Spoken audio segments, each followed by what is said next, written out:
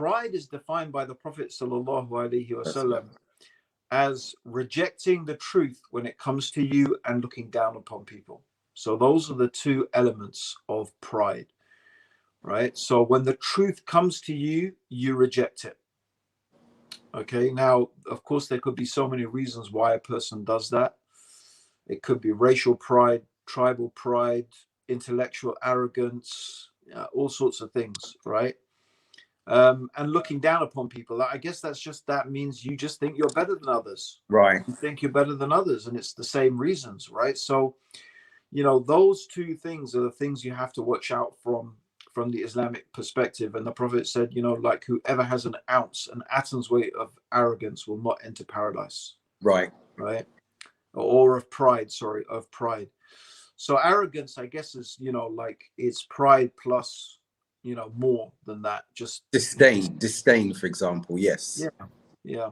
So I guess humility would be, I'm thinking humility would be the opposite of it. It's just that you're very accepting of the truth when it comes to you, and you don't think you're better than others. And I think that is really something that is probably, of the two of them, that's the one that's maybe more of a challenge, is because even, to be honest, bro, when we talk about, like, it was sort of, for me, when it's like, when we discuss this subject and then we sort of think, oh, we can find examples of it.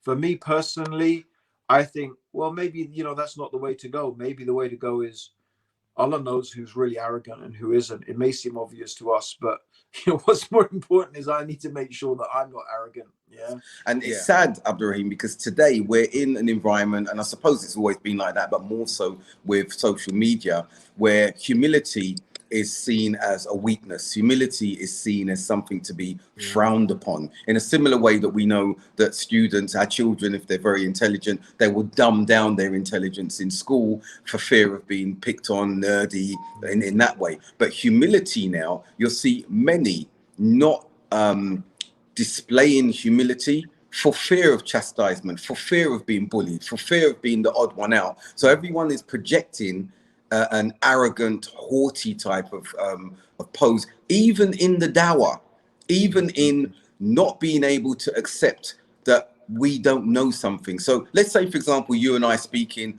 we don't do it. We know each other very well. But if we know we're wrong, if I'm wrong on something, I'd love for you to correct me, even if it's public. I don't really mind. How many are like that today, Dan? Again, I'm not feigning piety by making that statement. I'll quickly give that disclaimer there, mashallah. But what I'm saying is that because we're in the spotlight, or because you're on social media, not necessarily in the spotlight in the instance of fame, but you do not want to be seen as being wrong. You do not want to be seen as being ignorant.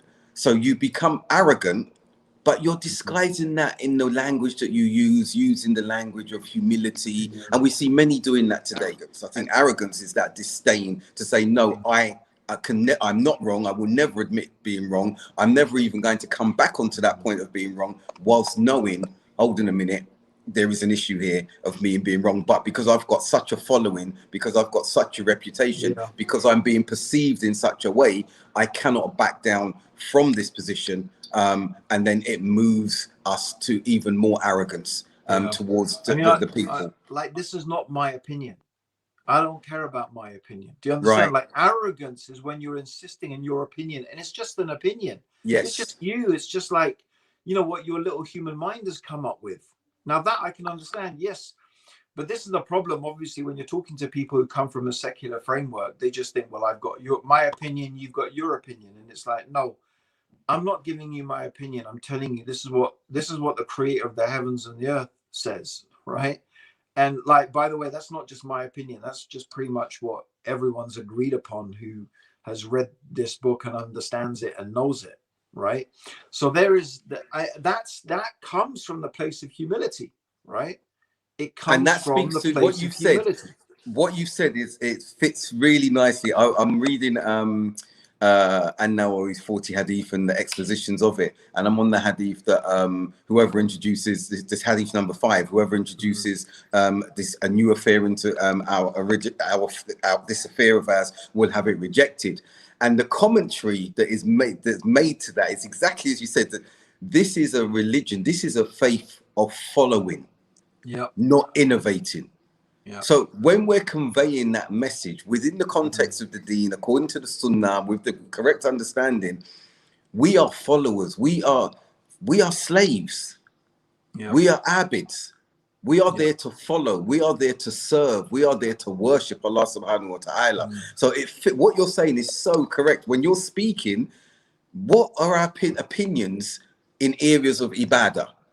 Well, why put an opinion in areas? This is as it is. And some people don't like that. They like to intellectualize. They like to philosophize around areas of ibadah. Now, we're not talking about mu'amalat and deen and fiqh issues in that instance there. We're talking about ibadah, we're talking about aqidah, usul. There's nothing to intellectualize around that. There's Allah's asma wa sifat, there's rububiyyah, there's uluhiyyah.